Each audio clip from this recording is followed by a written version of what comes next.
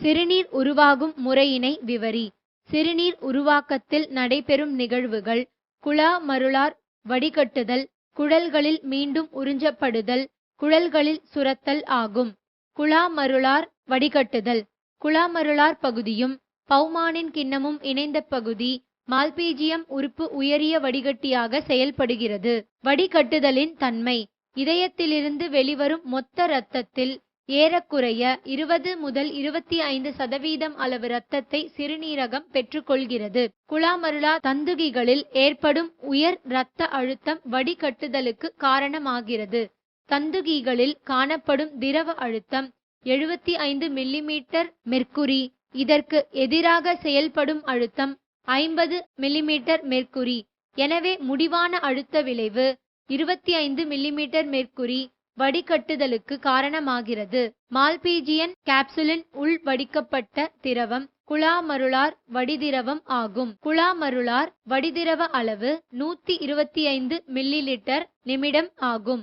குழல்களில் மீண்டும் உறிஞ்சுதல். சிறுநீர் உருவாகுதலில் இது இரண்டாம் நிலை ஆகும். குளுக்கோஸ், சோடியம், கால்சியம் போன்ற மிக இன்றியமையாத பொருள்கள் செயல்மிகு கடத்தல் மூலம் அதிக அளவு உறிஞ்சப்படுகின்றன.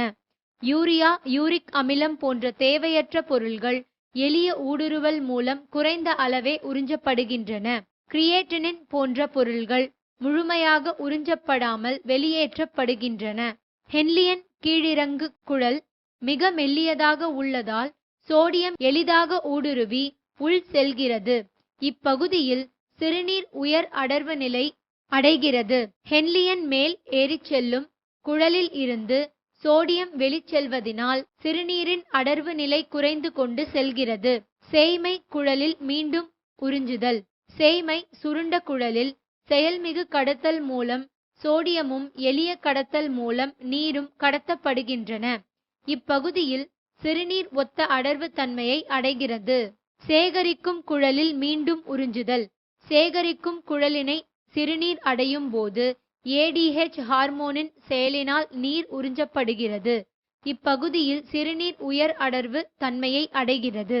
உருவான சிறுநீரில் 96% நீர், 2% யூரியா மற்றும் 2% வளர்சிதை மாற்றக் கழிவுகள் காணப்படுகின்றன. குழல்களில் சுரத்தல். வடிகட்டுதலில் இருந்து தவறிய உடலுக்கு கேடு விளைவிக்கும் கழிவுப் பொருள்கள் குழல்களின் சுவரின் வழியே செயல்மிகு கடத்தல் முறையில் வெளியேற்றப்படுகின்றன. இது சிறுநீர் உருவாகுதலின் கடைசி நிலை ஆகும்.